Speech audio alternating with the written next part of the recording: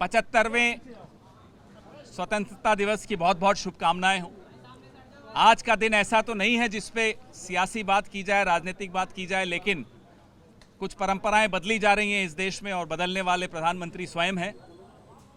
इस तरह की निम्न स्तर की परंपराओं का जवाब देना आवश्यक तो नहीं होता, लेकिन आप लोगों की मांग है कि उसका जवाब दिया जाए। प्रधानमंत्री पिछले 8 साल से अपने ही शब्दों के शिकार होते चले जा रहे हैं और बहुत थके हुए सुनाई देते हैं। अब उनकी बातें थकी हुई सुनाई देती हैं, उनके शब्द थके हुए, कोई भाव नहीं है, कोई दिल में जज्बा नहीं है, कोई जुनून नहीं है, क्योंकि जो जो उन्होंने वादे किए थे अब मुझे लगता है वो उन्हें खुद को सताते होंगे। कहाँ गई किसानों की दुगनी आय? कहाँ गया वो वादा सबको घर दिलवाने का? कहाँ गया सारा काला धन वापस लाने का वादा? उल्टा जो था धन हिंदुस्तान से वो बाहर चला जा रहा है। रोजगार का वादा, हर खाते में 15 लाख का वादा, अब उन्हें वो तमाम वादे न सोने देते हैं, न ठीक ढंग से बोलने देते हैं, और कुछ करने की आदत उनकी है नहीं, सिर्फ बोलने भर की आदत है। अब उसमें भी थके हुए महसूस होते हैं। जो उन्होंने कुछ राजनीतिक बातें की,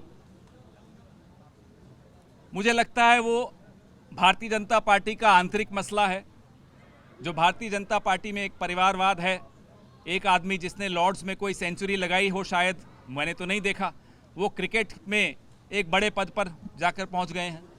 एक और मंत्री हैं जिनका बेटा फॉरेन सर्विसेज तो शायद नहीं पास किया, लेकिन एक बहुत बड़े थिंक टैंक में बहुत बड़े पद पर है।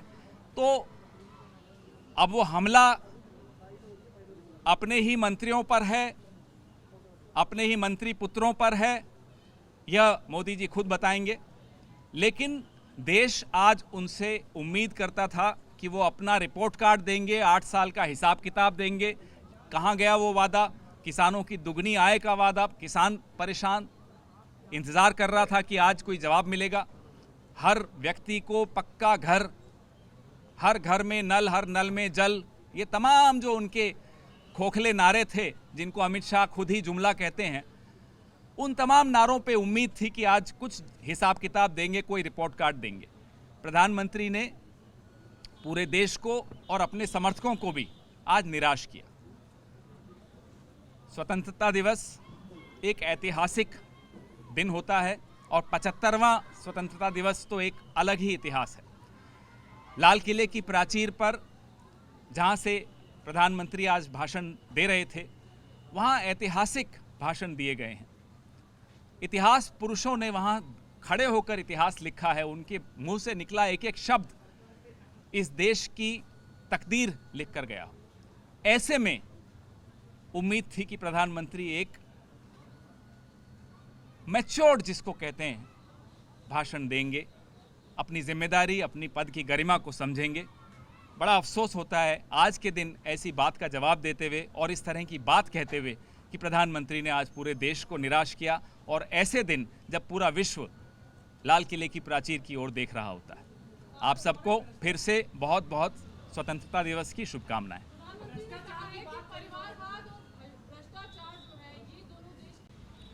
जैसा मैंने आपको कहा, यह आंतरिक हमला उन्होंने अपने ही मंत्रियों पर किया। हो सकता है वो गृह मंत्री पर हमला हो, जिनका पुत्र पता नहीं कैसे क्रिकेट का इतने बड़ी बॉडी का प्रमुख बन गया है, या यह हमला अपने विदेश मंत्री के पुत्र पर है, या यह हमला अपने सिविल एविएशन मंत्री पर है, या यह हमला अपने रक्षा मंत्री के पुत्र पर है। हमें नहीं मालूम यह हमला किस पर है। तो यह आप उनसे पूछिए। भारतीय जनता पार्टी के आंतरिक मसलों को इस तरह से लाल किले की प्राचीर पर भाषण के जरिए बखान करना अच्छा नहीं लगता। यह आज़ादी गौरव यात्रा है, एक गौरवशाली इतिहास रहा है इस देश का, आज़ादी से पहले का, स्वतंत्रता प्राप्त करने का भी, और स्वतंत्रता के पश्चात इस राष्ट्र के निर्माण में भी। उस गौरव को रेखांकित करने के लिए हम राष्ट्रपिता महात्मा गांधी का जो शहीद स्थल है वहां पैदल जाएंगे।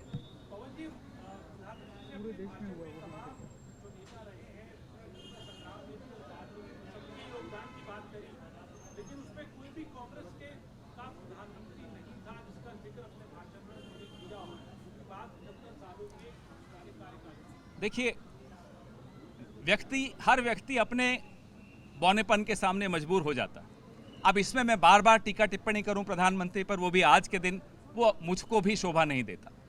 आप पंडित नेहरू का, सरदार पटेल का, महात्मा गांधी का, मौलाना अबुल कलाम आज़ाद का, इन सब का कद तो नहीं घटा पाएंगे। अपना बढ़ाने की चेष्टा कीजिए, वो आप करना नहीं चाहते, तो ऐसे में हम क्या टिप्पणी करेंगे।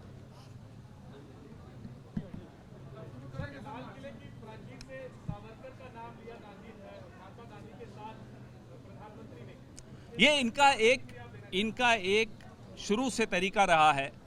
इतिहास में किसका क्या योगदान है वो सबको सर्वविदित है, लेकिन वाइट वॉश कैसे करें इतिहास को, तो प्रधानमंत्री खुद आकर, आपने तो देखा, प्रधानमंत्री की अपील के बावजूद और कांग्रेस पार्टी के प्रेशर के बावजूद कितने दिन लग गए आरएसएस को तिरंगा अपने प्रोफाइल पे लगाने।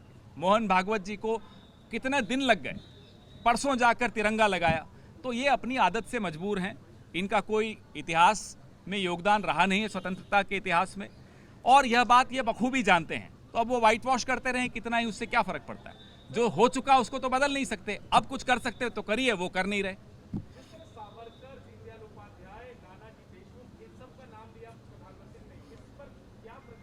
आज के दिन मैं उस स्तर पर नहीं गिरना चाहता जिस स्तर पे इस देश के प्रधानमंत्री ने आज भाषण दिया, तो मैं किसी पर भी टिप्पणी करना उचित नहीं मानता।